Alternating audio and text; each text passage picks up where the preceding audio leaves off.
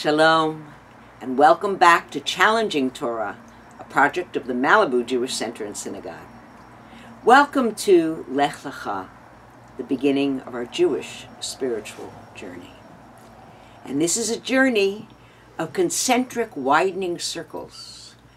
Perhaps we take the journey from God's voice through the people to ourselves, from ourselves back out into the universe. It's a pulsing, it's a connection. This is a journey that when we ask, are we there yet? The fact is, we never really arrive, but we always come to a place of new understanding. That's Lech Lecha.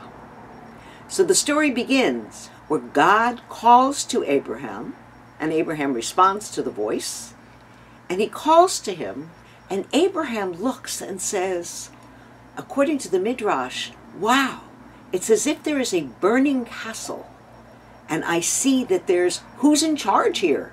This is an amazing world. And God says, I thought nobody would ever ask.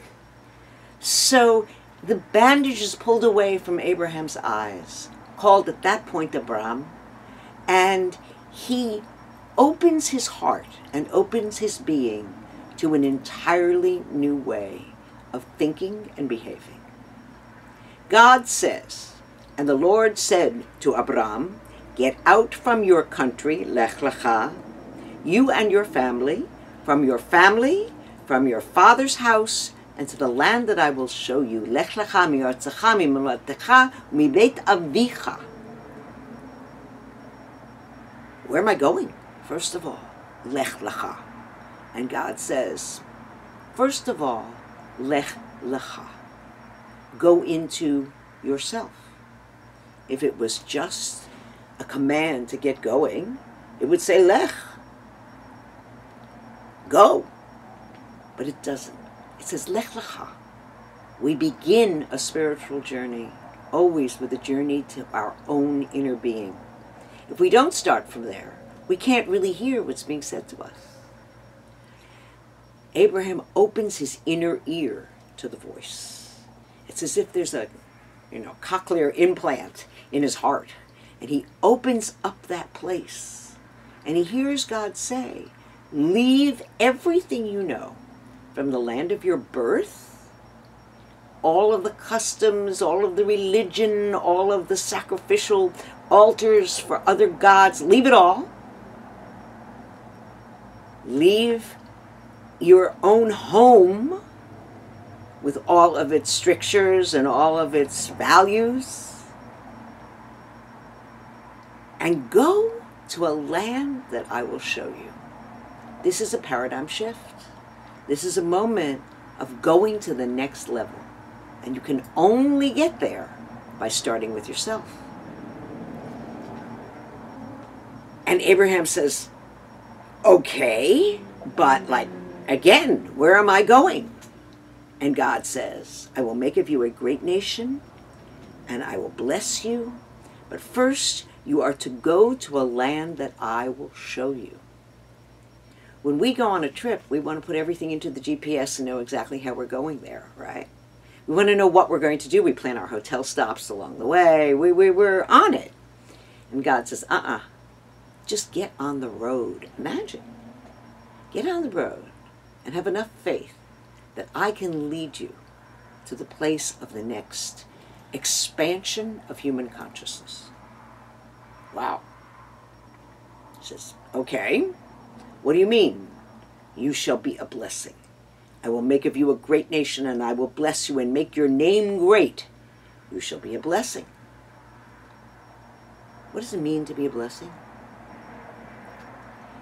To be a blessing means that I become a vessel to allow God's blessing, God's shefa, God's energy to pour through me out into the world, and I funnel it back up to the Holy One.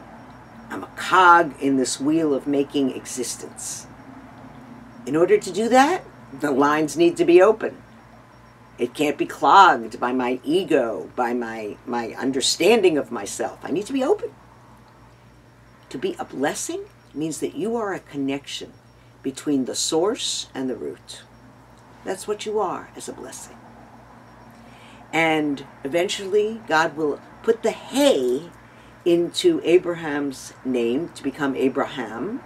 That hay I think of as like an open door. Like he becomes that funnel source that God's blessing can flow through. And the same is given to his wife, Sarai, who becomes Sarah. So, I will make your name great? Whose name?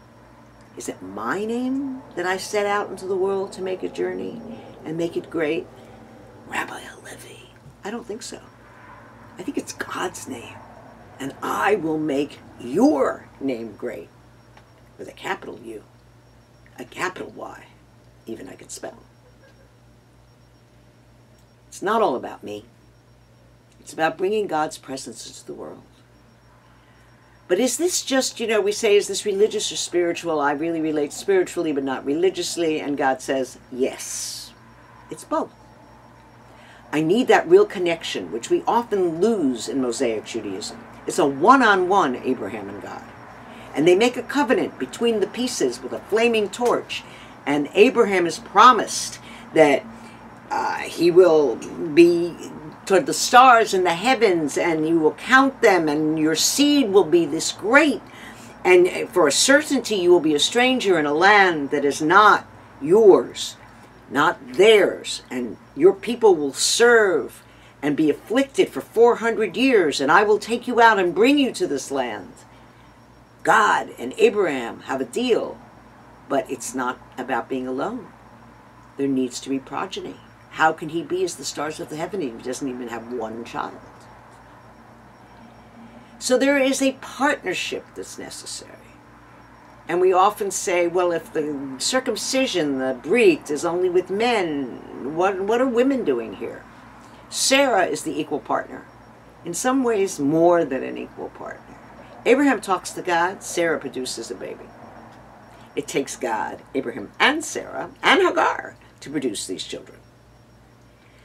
Sarah is willing to open her inner being, just as she opens her womb in the 90s, to allow God's blessing to flow through.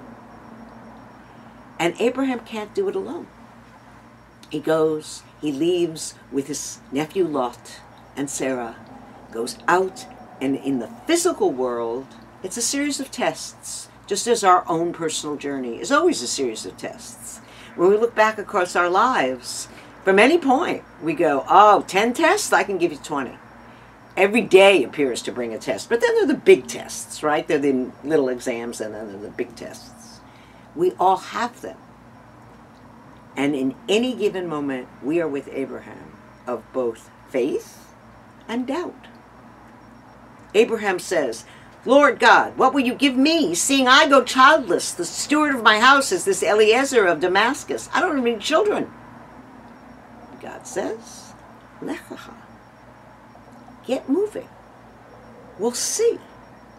Trust me. And just because we have doubts doesn't mean we don't believe. We're always on this seesaw of belief and doubt. We need to ground our belief with certain actions. God asks at the end of this chapter for Abraham to circumcise his child Ishmael, which he has had with Hagar, who really does belong to Sarah and is an extension of Sarah. And God says, no, that's not the kid. Sarah will have a baby, and you will circumcise yourself and your son. I need a mark, a physical mark. Women don't need it. There is a physicality to a religious belief as well. But it's not just the circumcision alone.